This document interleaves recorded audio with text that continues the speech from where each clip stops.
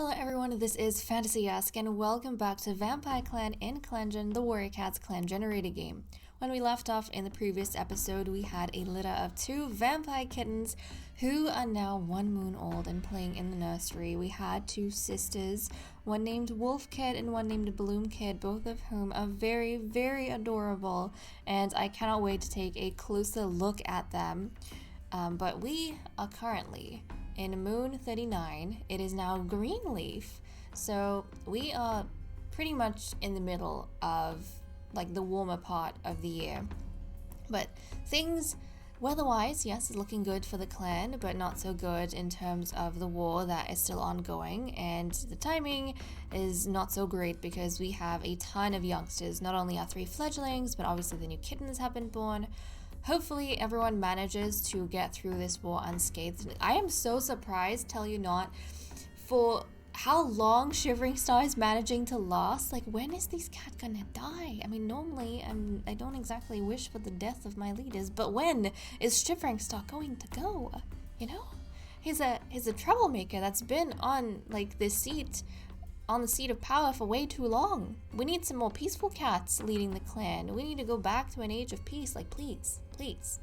Okay, well, that aside, let's quickly go through and check out the leaders den. Now in neutral with Gossamer clan, which is not good. I suppose when we go into neutrality, it means that the supplies we give them have run out and they no longer feel as though they, owe us peace or anything. And then hostilities with Day Clan, who we are at war with, and Wind Clan. Let's go check out events. The war shows no signs of stopping. The hostility between Vampire Clan and Day Clan still going strong. And then Blue Jay's stomachache has left. Hazel Pelt is glad that his stomachache is finally gone. So these two enemies, it's funny that in the last moon they both got a stomachache together. This moon, their stomachache left together. So we've had some recoveries as well, which is really good. And obviously our clan, is growing with our itty bitty one. So can we just take a look at the kittens? I want to take a look at the kittens. Also, I went back and actually checked to see the cat that looks like Pineapple. And I think, was it yesterday? The YouTube shorts that came out yesterday has Fig Scratch as a kitten in it. And it shows his parents too. And if you want, you guys can compare, but I think Pineapple looks a lot like Fig Scratch when he was, well, just in general.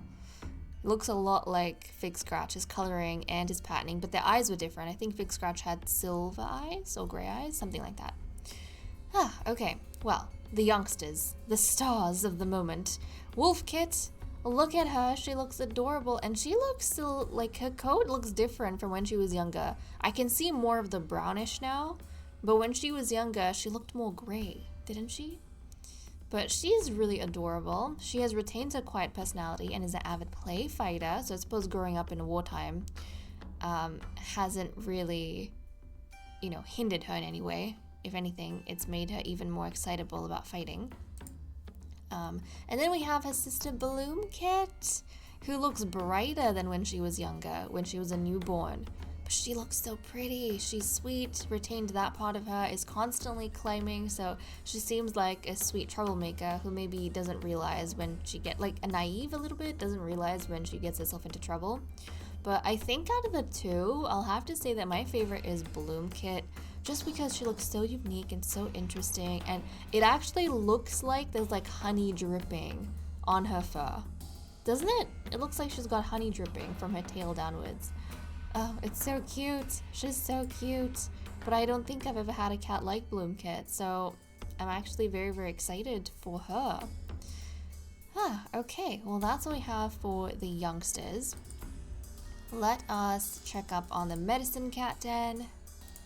Blue Jay was given Juniper as treatment for stomachache and then recovered from that.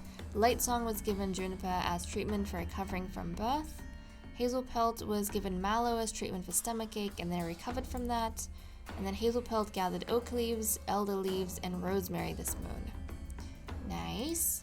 Okay, let's take a look at relationships. Blue Jay notices one of her friends laughing with Master Burnleaf. Is she still jealous of her ex? I don't know. Blue Jay and Ibis Paw defended their clan at the gathering together. Okay. Interesting. So they were obviously sneaking and spying on the vampire hunting meeting that was happening, and I suppose Blue Jay and Ibispaw felt as though because one of the hunting clans was allied with them, they kind of felt confident going and imposing on that gathering against the, discussions of war.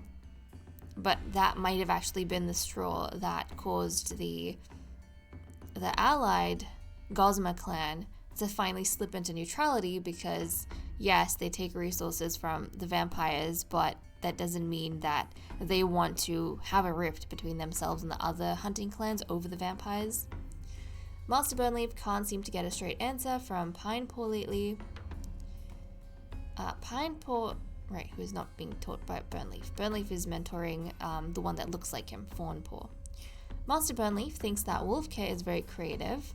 Master Burnleaf and Hazel Pelt have been sickeningly lovey-dovey all day? Hold on a second.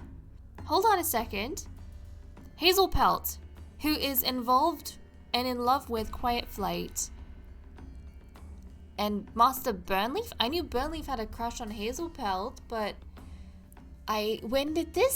how did it progress this quickly? But you know what? We've been talking about how Hazel Pelt and Quiet Flight, ever since they had their kittens, it's not that they fell out of love, but they've been very taken up by different things.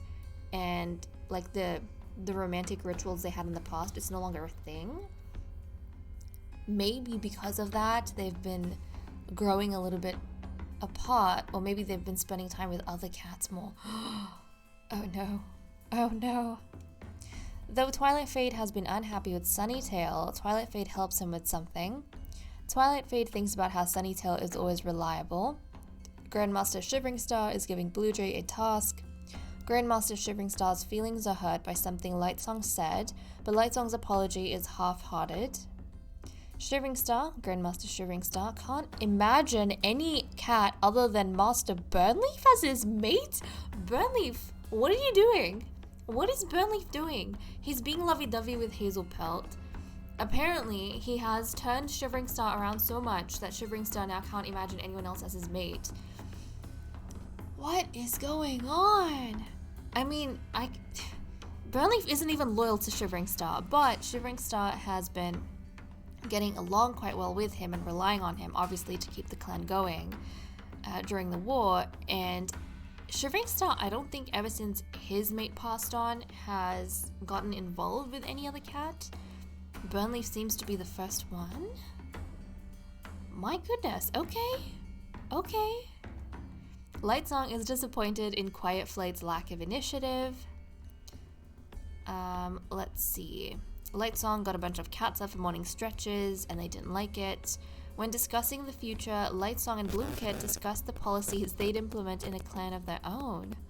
That's interesting. That's some very deep conversations.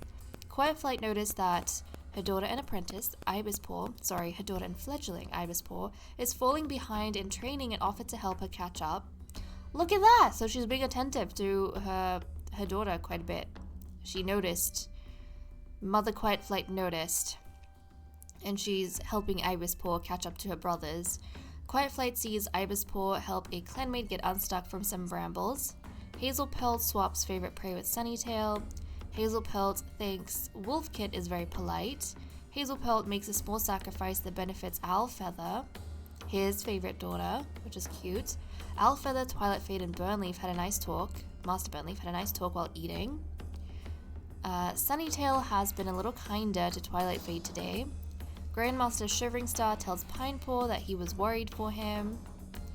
Okay, I wonder if Shivering Star is invested in Pinepaw's training and maybe a little bit worried about him for that reason. Could even be. I don't think Shivering Star would be worried about Pinepaw's bloodthirstiness. If anything, I feel like he'd encourage that because that's necessary for a Mistwalker during war. But I think maybe he would be worried about Pinepaw falling behind in training. Because between Pinepaw and Fawnpaw, who is much more childish, I don't think Shivering Star would consider him as prince material. If anything, he would want more cats that can fight the wars for him.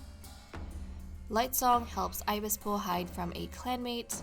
Fawnpaw made an extremely hurtful remark about one of Ibispoor's friends just to spite Ibispoor? Why are you being so mean to your older sister, Fawnpaw? Wolfkid called Fawnpaw the wrong name. Bloomkid asks Hazelpelt if her fur looks clean.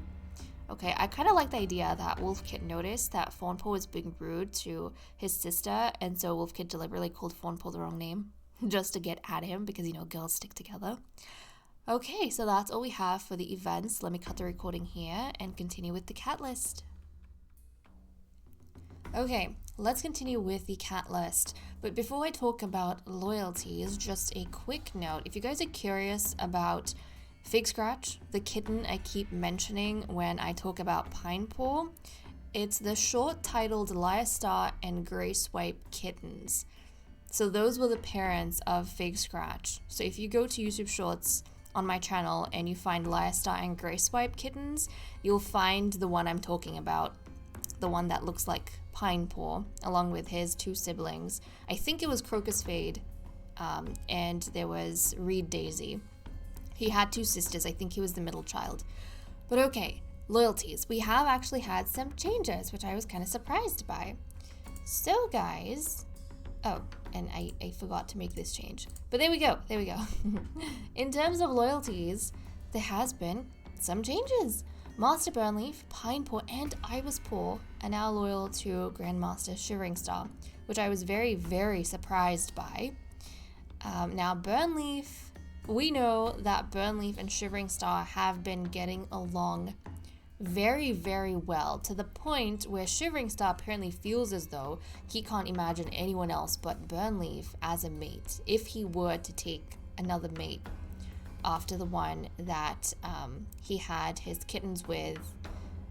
Yeah, it's been a while, and I don't think has ever been romantically inclined towards anyone or involved with anyone since her passing, but now he's thinking about it. Burnleaf's the only one he can imagine that with. So they have developed, obviously, some camaraderie working together. And the inner circle is still stable, or I suppose, no, it was unstable. It's become stable because Burnleaf is now loyal to Shivering Star.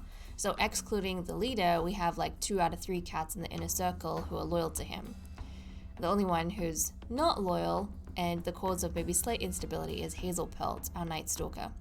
So there was that. Now with Pinepaw, we know that Shivering Star, he was giving Pinepaw a little bit of attention, saying he was worried about his training and him falling behind, being prince and all. And I think, as a cat who maybe takes things very seriously, Pinepaw probably appreciated that a lot. For the Grandmaster to come and say that he had his hopes kind of planted on you meant a lot to Pinepaw.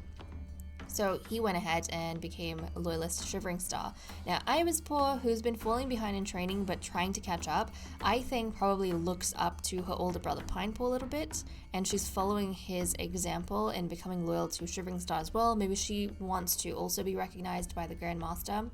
You'd maybe ask yourself, Pinepaw and Fawnpaw were both tied. Why doesn't she look up to Fawnpaw, since Fawnpaw isn't a loyalist? Well, if you guys remember in events, I think Fawnpaw was being a little bit rude to Ibispoor and her friends, so obviously she would have a little bit of, I think, sass with her younger brother, and I don't think she'd look up to her younger brother. It'd be the older brother, because Pinepaw, he's not going around like irritating Ibispoor.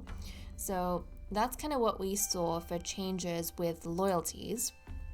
And I also had a bunch of things happen in relationships that I noticed and I wanted to point out. So the first was obviously with Grandmaster Shivering Star. He has actually gained, guys, 1 bar of romance, or maybe not entirely 1, but almost 1 whole bar of romance with Master Burnleaf. But we already talked a whole bunch about this. I mean, he's lonesome, yes, but he gets along very well with Shivering Star. They've been working wonderfully together, and Shivering Star, you know, he feels very secure with Burnleaf. He's started to kind of view Burnleaf as family. And if he's never really thought about whether he wants to have another partner or if he wants to, you know, die with another partner. But I think out of all the cats in the clan right now, the only vampire he can imagine that with is Burnleaf, who hasn't gone along well with him maybe all the time, but they have been through a lot together. They've seen a lot of the clan together, and I don't think Shivering Star can relate to anyone else when it comes to that. So that was the first thing I noticed. The next thing was with Burnleaf himself. So Burnleaf, fascinatingly enough, has no romance for Shivering Star. So it's obviously just a one-sided thing that Shivering Star has. Now it's not that deep from Shivering Star's end. It's still very, surface level. But Burnleaf, he views this as a great friendship, as a great working relationship, but he doesn't see Shivering Star in that way. His focus is instead on Hazelpelt, who he has gained some romance with, and they were being like lovey-dovey with each other, which is what we saw in events. So Burnleaf has been giving like all of his attention. He's been trying to find company in Hazelpelt. And then the final thing I noticed was with... Actually, it was with Lightsong. But before I get to Lightsong, I feel like I need to visit Hazelpelt, because this wasn't a change, but this impacts what we're seeing between Shivering Star, Burnleaf, and Hazelpelt. Hazelpelt has no romance for Burnleaf. He's not even friends with Burnleaf. So this is entirely one-sided. So Shivering Star has one-sided feelings for Burnleaf, and Burnleaf has one-sided feelings for Hazelpelt. Hazelpelt's entire focus has been on his mate Quiet Flight, and still is. He has not really looked elsewhere, and he's not even considering Burnleaf. Oh, Burnleaf. Oh, Burnleaf. So that's literally Shivering Star having one-sided feelings for Burnleaf, Burnleaf having one-sided feelings for Hazelpelt. And Hazelpelt just focusing on Quiet Flight. It's a thing going on here. But the final one that I noticed was with Lightsong. And this surprised me a bit, but Lightsong, guys, she hates Shivering Star. She's a lot like Owlfeather. They both hate Shivering Star, but they're still loyal to him. So I was trying to think about this, and what kind of went through my head is that Lightsong, she was a kitten when they came to the ruins, when the vampires came to the ruins, and when the clan was initially started, and she remembers the lies that Shivering Star told them back then, and how he tried to, unite them, and how he explained things, but also I think she remembers the fights he caused between the cats and the things he tried to do to maintain his position, and she's kind of lived through a lot of that life, a life under his lies, and she can kind of now as a mother see that kind of life for her kittens as well, like them living through all these wars, all these losses because of his lies, and I don't think that's the life she wants for them. And for that reason, maybe the decisions that he made before, which didn't bother her too much, is now bothering her, because now it's going to affect the family that she has, whereas before it would have only affected her. And I think before you kind of have family and you get attached to other cats, you can be more carefree about certain things, because it's easy to take responsibility for yourself. It's very hard to take responsibility for others.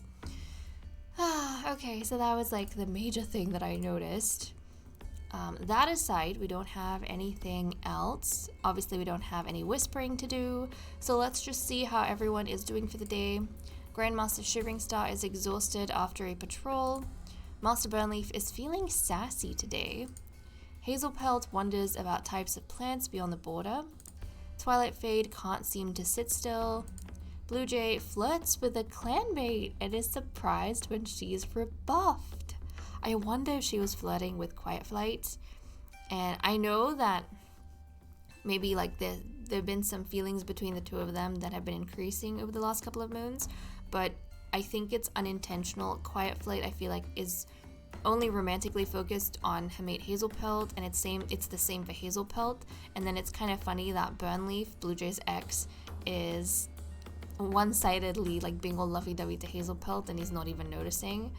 And meanwhile, Blue Jay is probably trying to flirt with Quiet Flight, but when she's being overt, she's being rebuffed. Quiet Flight found a wonderful napping spot outside camp. Lightsong wants to go hunt. Sunnytail wonders if it's too late to become a whisper. Sunnytail, don't worry, one day. I think we talked about this before when he had this a few moons back. about his interest in, was it Light Song, and him maybe seeing Twilight Fade as a rival that he can't compete with. Yeah. Alfeather wonders if a fur is unkempt and whether others can notice. Pinepaw draws blood during battle training and coldly says it was an accident. Fawnpaw tries to do too much at once and defeatedly asks Ibispaw for help. The sister that he was being rude to and bullying a little bit, I think, he's now asking for help with. Very, very nice, Fawnpaw. Ibispaw is wondering if kitty pet life is really so bad. Wolfkit doesn't have much to say. And Bloomkit can't sleep because of the bugs and the heat. Okay, let's check up on our rankings to see if anything's changed with the fledglings. No, Pinepaw is at 22 experience. Okay, so he is finally on top. He's gotten ahead of his brother Fawnpaw, who's at 19 experience. And Ibispaw is lagging behind with 11 experience. So Ibispaw. She even got some extra help from her mother, but I guess she still can't keep up with her two brothers, who must be very talented. She has to probably work a lot harder than the other two to get ahead. I feel like Pinepaw, though, he's talented and determined, whereas Fawnpaw has talent, but he gets easily distracted by things, and Ibispaw tries, but she's just not talented. Oh. Okay, well that's all we have for the cat list, so let me cut the recording here and we'll continue with patrols. Okay, it is time for us to continue with our patrols. We currently have 54.5 prey. We need 30.5, so we don't have to worry about food. We'll send out Hazelpelt, our Nightstalker, first off. Let's see what he gets up to. With Greenleaf bringing the poppies to seed and only so much time before the plants die off in leaf fall, Hazelpelt is keen to go collect as much as possible. Proceed. The wind seems to have stolen all the poppy seeds from their dry flower heads before Hazelpelt even had a chance to harvest them. So he didn't manage to get much done. And then we're going to have a patrol of 6 and 3. So let's see what happens this time around. Guys, Pinepaw is so lucky, actually. I mean, it might be his mentor. He's got, if you think about it, he's got an amazing mentor in Sunnytail, because Sunnytail knows exactly the kind of patrols to send his apprentice on to give him the best and most exposure. But Burnleaf has decided to keep Fawnpaw with him this time around, maybe for some personal mentoring and to help supervise him a bit more. And Quiet Flight has decided to swap with Sunnytail. Interesting. So Ibispaw is going to be supervised by Sunnytail this time around, and Quiet Flight, this would make her so happy. She would finally get to supervise her favorite son, Pinepaw, who she was worried about with Sunnytail, but he's actually been doing really well under Sunnytail. But I think Quiet Flight herself wants to just check up on him and see how he's going, and spend some time actually, training him and honing his skills, because I think even though Quiet Flight is focused on Ibispaw, maybe Ibispaw falling behind is also proof of Quiet Flight being so distracted with how her favorite son is doing that maybe sometimes she is a bit more slack with Ibispaw. But okay, we have that, and then we have Owlfeather and Bluejay in this bigger patrol, so let's send them out. The patrol encounters a swarm of two legs gathered at the foot of the mountain. Proceed. Ibispaw stops anyone from going near the two legs, repeating that true warriors, true Mistwalkers, have nothing to do with two legs, and they're monsters. And the patrol leaves back up the mountain. Right. So Ibispaw, maybe she's heard stories of how the vampires were created and of the two legs that kill the witches, and she knows that she wants nothing to do with the two legs. So look at that, she was very adamant, so she did stand out here. And that's the other thing that gets me. All the other times she's been with her mother, she's never stood out in any of the patrols, but as soon as her mother leaves and is no longer here, she's under Sunnytail, Ibispaw somehow is able to go beyond her insecurity. She's able to gain a bit more confidence and actually do something, make a decision, stand up, participate. I wonder if she's really conscious of her mother even. Maybe the fact that you know, Pine Paw is her favorite. Maybe Ibis Paw notices that, and she gets a bit disheartened when her mother gets distracted and she feels as though it's her fault. But a large amount of prey is brought to camp. Okay, and now we have 116.5. And then we have Pine Paw, Quiet Flight, and Grandmaster Shivering Star. I am really curious to see how this is going to go, because we already saw that Ibis Paw actually did a lot better when Quiet Flight wasn't there. The hunting patrol spots an eagle on the wing over a large bend in the river and watches as it swoops to dig its talons through the spine of an impressively big fish. But then it doesn't take its catch into the air. Perhaps it's too heavy? We're gonna proceed.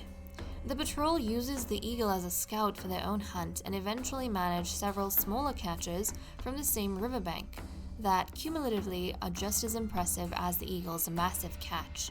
A large amount of prey is brought to camp. Okay, so actually both Pine Paw does well every time, but both Pine Paw and Ibis Paw really stood out on their separate patrols, swapping their mentors, which is really, really cool. And now we have 145.3, but I feel like Quiet Flight would have been so proud to see Pine Paw in his element hunting those fish. She would have been a very proud mother. But that is what we managed to get done really quickly. I want to check up on rankings. Pine Paw has 26, Fawn Paw has 20, Ibis Paw has 12. Yeah, Pine Paw is just like, he's like way ahead of his siblings at this point. Way ahead. But we might actually have our first prince, which is exciting. We've only up until this point had princesses, so that would actually be a good change of pace. But okay guys, with that said and done, I'm gonna leave off here. Thank you so much for watching. I hope you all enjoyed, and I will see you all next time. Bye bye.